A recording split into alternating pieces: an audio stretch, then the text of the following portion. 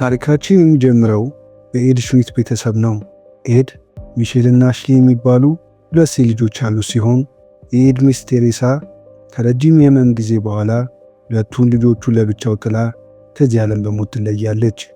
የኤድ የመጨረሻ ልጅ የሆነችው ሚሼል እምብዛም በማይታወቅ የጉበት በሽታ የተጠቃች ሲሆን የሚሼል ዶክተር የሚሼል የጤና ጉዳይ ከጠበቁት በላይ ያሽቆለቆለ እንደሄደ፣ አሁን ባለችበት የጤና ሁኔታ ከ1 ዓመት በላይ በህይወት ልትቆይ እንደማትችል፣ የጉበት ንቅለ ተከላ ለማድረግ እንኳን ወረፋዋ ገና እንደሆነና ለዛ የሚሆን ጊዜ እንደሌላት ለኤድ ይነግረዋል። ይህ በእንዲህ እንዳለ በከተማው ሌላኛ በኩል ሌሊቶቿን በድግስና መጠጥ የምታሳልፈው ሻሮን ከጓደኛዋ ሮዝ ጋር ራሷን እስክትስት ድረስ ትዝናናለች። ነገር ግን ከምትታይበት የደስታ ዓለም በስተጀርባ እየፈረሰች ነው። የአልኮል ሱስ ተጠቂ መሆኗን እንኳን አምና መቀበል አትፈልግም። በማግስቱ ሻሮን እንደተለመደው አልኮል እየገዛች ሳለ እናቷን በሞት ስላጣችውና የጉበት በሽታ ታማሚ ስለሆነችው ሚሼል ጋዜጣ ላይ ታነባለች። ለወትሮዋ ከሰዎች ጋር ብዙ መቀራረብ የማትወደው ሻሮን የሚሼል እናት የአስክሬን ሽኝት ፕሮግራም ላይ ራሷን ታገኘዋለች። የቀብር ስነ ስርዓቱን የሚመራው ፓስተር በአዳራሽ ውስጥ ለተሰበሰቡት ሰዎች ሁሉም ሰው የሚሼልን ቤተሰብ መርዳት እንደሚገባው በአጽንኦት ይነግራቸዋል። ሻሮን ለሚሼል፣ ለእህቷ ለአሽሊ እንዲሁም ለአባቷ ኤድ ራሷን ለመጀመሪያ ጊዜ ታስተዋውቃለች። በደረሰባቸው ሐዘን እንዳዘነች እንዲሁም ልታግዛቸው የምትችለው ነገር ካለ ትጠይቃቸዋለች። ኤድም ምንም አይነት ነገር ልታግዛቸው እንደማይገባት ነገር ግን ታጽናናቸው አስባ ስለመጣች እንደሚያመሰግናት ነግሯት ይለያያሉ። ከረጅምና አሰልቺ ህይወት ምዕራፍ በኋላ አንድ የመኖር ትርጉም የሚሰጣት ነገር እንዳገኘች ያመነችው ሻሮን ፀጉር ቤቷ አንድ የበጎ አድራጎት ፕሮግራም እንዳዘጋጀ እየዞረች ታስተዋውቃለች። ማስታወቂያውን በቅጡ ሳትጨርስ ፀጉር ቤቱ በሰዎች ይሞላል። ፀጉራቸውን የሚሰሩ ሰዎች ሁሉ ለሚሼል የህክምና ወጪ ያግዛል ያሉትን ብር በደስታ ይሰጣሉ። ሻሮን እንደ ቀልድ በሰራችው ማስታወቂያ ከተጠበቀው በላይ ገንዘብ እንዳሰባሰበች ጓደኛዋ ሮዝ ትነግራታለች።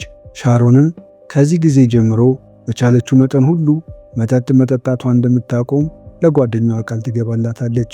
ሆስፒታል ውስጥ ኤድ ልጁን ጊዜያዊ የህክምና ወጪ ለመክፈል ይሞክራል። ነገር ግን የተጠየቀው ገንዘብ ከአቅሙ በላይ ይሆናል። የሆስፒታሉ የሂሳብ ሰራተኛ ገንዘቡን በተወሰነ ጊዜ ውስጥ መክፈል ካልቻለ ከዚያ በኋላ ከቅጣት ገንዘብ ጋር ጨምሮ እንደሚከፍል ትነግረዋለች። ምሽት ላይ ሻሮን ሙሉ ቀን ያሰባሰበችውን ገንዘብ ለኤድ ትሰጠዋለች። ኤድም ሻሮን ያሰባሰበችውን የብር መጠን ሲመለከት ይገረማል። የኤድ እናት ሻሮን ላደረገችው መልካም ነገር አመስግና እራት አብራቸው እንድትበላ ትጋብዛታለች። ሻሮንም ምንም ሳታንገራግር ግብዣዋን ተቀብላ ወደ ውስጥ ትገባለች። እራት እየበሉ ሳለ የኤድን ያልተከፈሉ ቢሎች ብዛት ትመለከታለች። በመካከል ሚሼል ሻሮን አንጸባራቂ ጉርድ እንድትገዛላት ትጠይቃታለች። ኤድና አያቷ በሚሼል ያልተገባ ባህሪ ተናደው ይቆጧታል። ሻሮንም ሚሼል የምትፈልገውን አንጸባራቂ ጉርድ ራሷ ዲዛይን አድርጋ እንደሚሰራላት ቃል ትገባላታለች። ሻሮን ለዓመታት የራቀችው ልጇ ወደሚሰራበት ባር ታመራለች። ከእናቱ ጋር ጥሩ ግንኙነት የሌለው ድሬክ እናቱ ከረጅም ጊዜ በኋላ ለምን እንደመጣች ይጠይቃታል። ሻሮን አሁን ከድሬክ ጋር ስላሉበት ሁኔታ ይቅርታ ጠይቃ ሁልጊዜም ባየቻት ቁጥር የድሬክን የልጅነት ጊዜ ስለምታስታውሳት ሚሼል ሁኔታ ትነግረዋለች። ድሬክም የእሷ ባዶ ይቅርታ ምንም እንደማያደርግለት ነግሮ ከስራ ቦታው እንድትወጣለት ይጠይቃታል። በልጇ ንግግር የተከፋችው ሻሮን አዝና ከባሩ ትወጣለች። በማግስቱ ቤቷ ውስጥ የነበሩትን የአልኮል መጠጦች እየደፋች እግረ መንገዷን ወደ ሆስፒታል በመደወል የኤድ አጠቃላይ ዕዳ ስንት እንደደረሰ ትጠይቃቸዋለች። በነገሯት የገንዘብ መጠን የተደናገጠችው ሻሮን ወዲያው ወደ ኤድ ቤት ትሄዳለች። ቤተሰቡን በዚህ ፍጥነት መቅረቧ ብዙም ያላስደሰተው ኤድ ሻሮን በግል ጉዳዮች ውስጥ ያላት ጣልቃ ገብነት እንዳላስደሰተው ይነግራታል። ሻሮንን አድካሚ የሥራ ቀን እንደሚኖራቸው ይልቁንም ሊያነቃቃቸው የሚችል ነገር እንዲያዘጋጅ ነግራ ቢሎቹን ማሰባሰብ ትጀምራለች።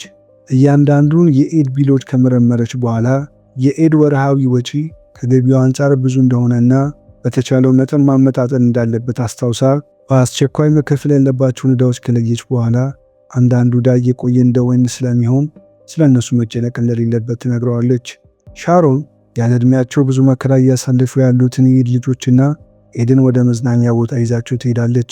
በልጆቹ ደስታ እጅጉን የተደሰተው ኤድ እሱ ለልጆቹ ማድረግ ያልቻለውን ነገር ሻሮን ስላደረገችለት አመስግኖ ስለ ራሷ አንዳንድ ነገር እንድትነግረው ይጠይቃታል። ሻሮን ስለ ራሷ ብዙ ማውራት እንደማትወድ ትነግረዋለች። ኤድም ስለ እነሱ ብዙ ነገር ካወቀች በኋላ ስለ እሷ ምንም ነገር አለማወቁ እንደሚያሳስበው ይነግራታል።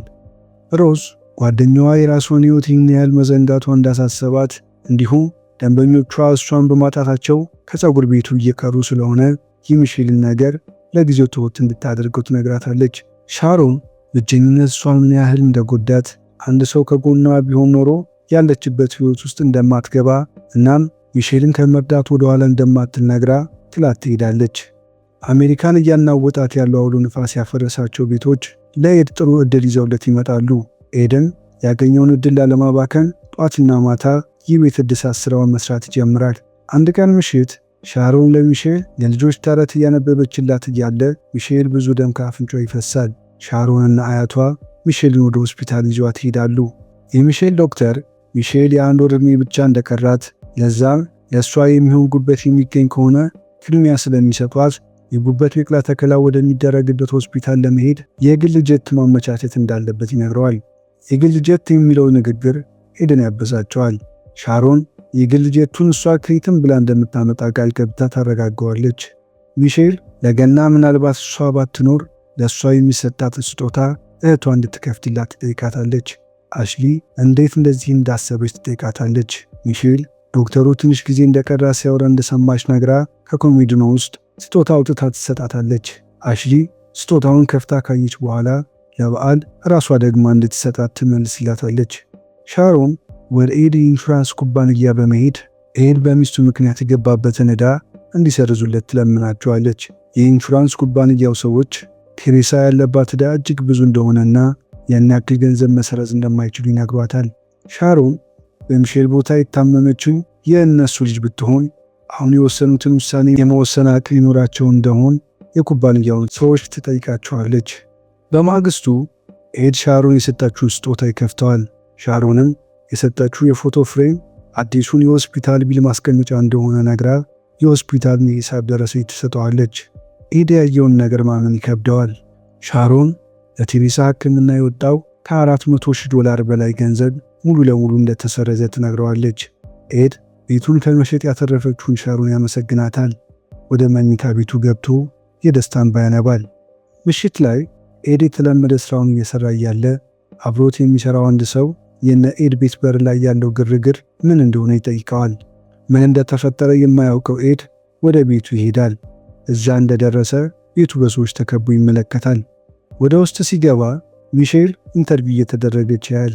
ቀረጻውን የሚያካሂዱትን ሰዎች እንዲያቋርጡ ነግሮ እናቱንና ሻሮንን እንዴት ልጁን በቴሌቪዥን ላይ አቅርበው መለመኛ ለማድረግ እንዳሰቡ ይጠይቃቸዋል።